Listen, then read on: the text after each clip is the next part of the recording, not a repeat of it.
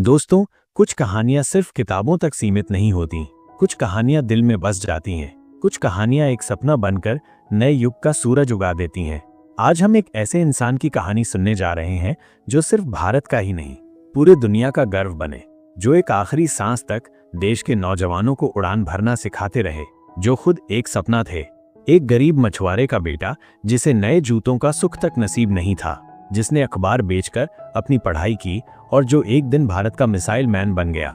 ये कहानी है डॉक्टर एपीजे अब्दुल कलाम की, एक ऐसे इंसान की जिसका जीवन एक मिसाल है, एक आग है, एक जज्बा है। अगर आप भी चाहते हैं कि आपके सपने सच हों, तो वीडियो को अंत तक जरूर देखिए, क्योंकि ये कहानी सिर्फ कलाम साहब की नहीं, हर उस इंसान की है जो असंभव को संभव बनाना चाहता है। अध्याय 1, एक सपना जो समुंदर से निकला। 15 अक्टूबर 1931, रामेश्वरम, तमिलनाडु का एक छोटा सा गांव, एक मछुआरे का घर, और उस घर में एक लड़का पैदा होता है। नाम रखा गया अबुल पाकिर जैनुलाब्दीन अब्दुल कलाम।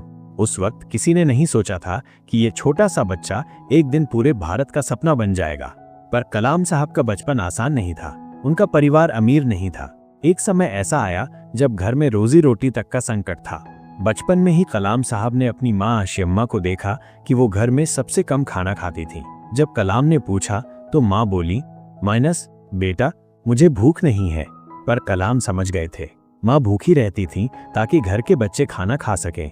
दोस्तों, ये सिर्फ एक कहानी नहीं, एक सच्चाई थी। पर कलाम साहब हार मानने वाले नहीं थे। उन्होंने अखबार बेचना शुरू किया, रात भर पढ़ाई करते और दिन में काम। अध्याय 2, सपनों की पहली उड़ान। कलाम साहब हमेशा से हवाई जहाज और आसमान के दीवाने थे। जब भी वो समुंदर के पास जाते तो उनका मन आसमान की तरफ उठता।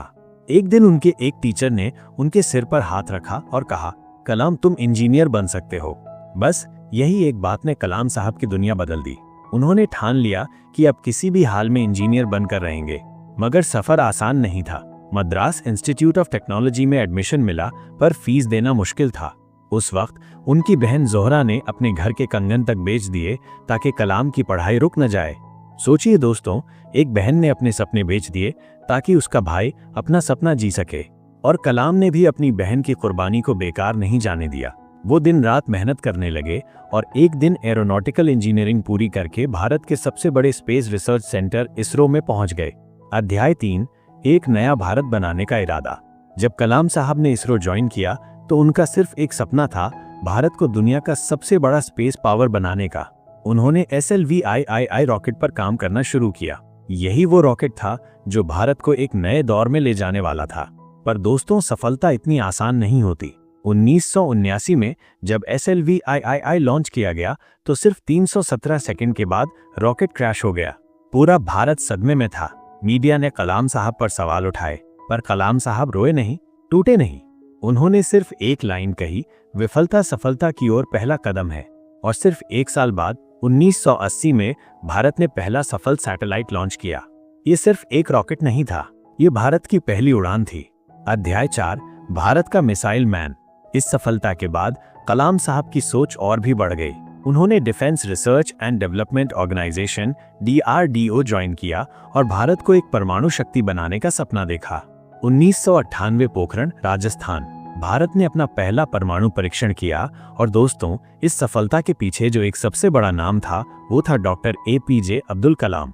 आज भी जब हम पोखरण परीक्षण का नाम लेते हैं तो भारत के मिसाइल मैन का नाम लिया जाता है। उन्होंने भारत को अग्नि, पृथ्वी, ब्रह्मोस जैसे मिसाइल दिए और भारत को एक आत्मनिर्भर सैन्य शक्ति बनाया। अध्याय 5, राष्ट्रपति जो दिलों का राजा था। 2002, एक ऐसा वक्त आया जब भारत ने अपने सपनों के सिपाही को राष्ट्रपति बना दिया। दोस्तों, सोचिए, एक गरीब मछुआरे का बेटा जो कभी नए कपड़े तक नहीं ले सकता था, आज भारत का राष्ट्रपति बन चुका था। उनके राष्ट्रपति बनते ही भारत में एक नया उमंग आ गया। बचपन से लेकर बुजुर्ग तक हर कोई उनसे प्रेरणा लेने लगा। उनका एक ही सपना था, एक ऐसा भारत जो दुनिया में सबसे आगे हो।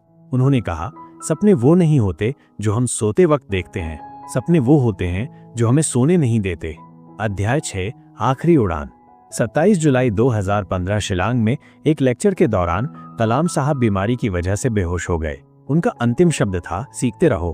और बस एक युग का अंत हो गया।